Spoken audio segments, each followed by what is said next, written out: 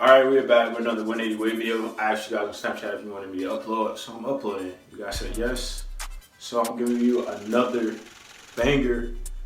Alright, so this is basically a video of what to do after you get a fresh cut, a fresh 180 wave cut. So let me show you the cut. Let me show you.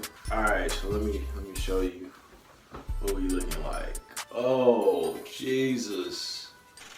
Ooh, ooh, ooh, ooh. That's how I'm coming. That's how I'm coming. So, what you want to do? What you want to do once you get a fresh 180 wave cut? If you know 180 waves, what you want to do is make sure you have a soft brush. Like after you get your cut, I can make sure you get your drop fade, whatever fade you want to get. This is a drop fade. Once you do that, you want to make sure you brush. Make sure you have a soft brush, man. You have a good soft brush. This is an Annie. This is an Annie, man. Something simple. It's not expensive. You don't have to do something super expensive.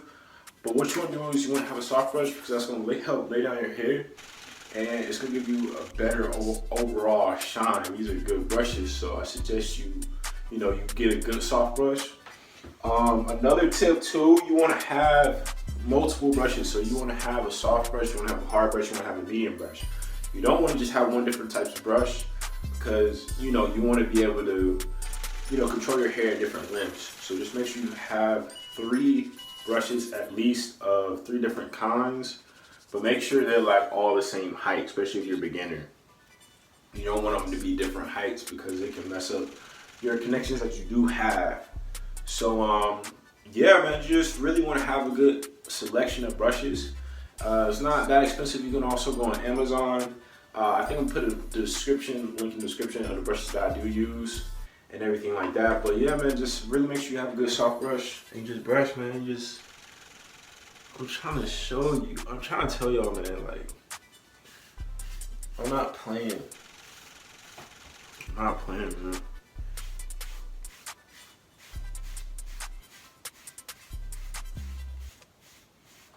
But every waver knows after a fresh cut, you want to have a soft brush. You want to have a good soft brush because your hair is freshly trimmed, goes a long way. So just make sure you have a good soft brush, and you want to stay, brushing.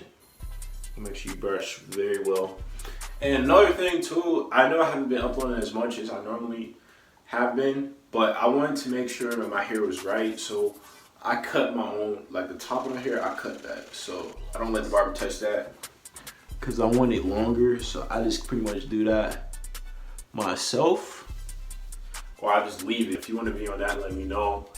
But yeah, I'm trying to look in the mirror a little bit, but yeah, man.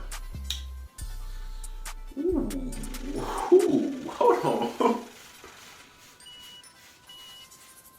Yeah, that's all you gotta do. Oh, another thing too, what I recommend is you have a mirror. Make sure you have a good mirror, so that way you can get your connections perfect. You want perfect connections. You want to make sure you have a good brush, like a longer brush. If you never heard me say that, you want to make sure you have like a longer brush. Don't go to the crown ones, just crown brushes just yet, or the smaller ones. Focus on the basics, and then make sure you have mirror brush. Make sure you're in the mirror brushing a lot. Brush for like an hour. And then you want to wave up. You want to make sure you have good wave techniques because that's going to help you get the best waves. We only use this one. We only use Gold Sporting Waves, man. We don't use anything else. I don't use nothing else. No other pomade. This is the only pomade that I use. So we're going to stick to it. But yeah, that's the end of the video. If you like the video, make sure you give this video a thumbs up. And subscribe to the channel. And I'll be back with another video. I'm out.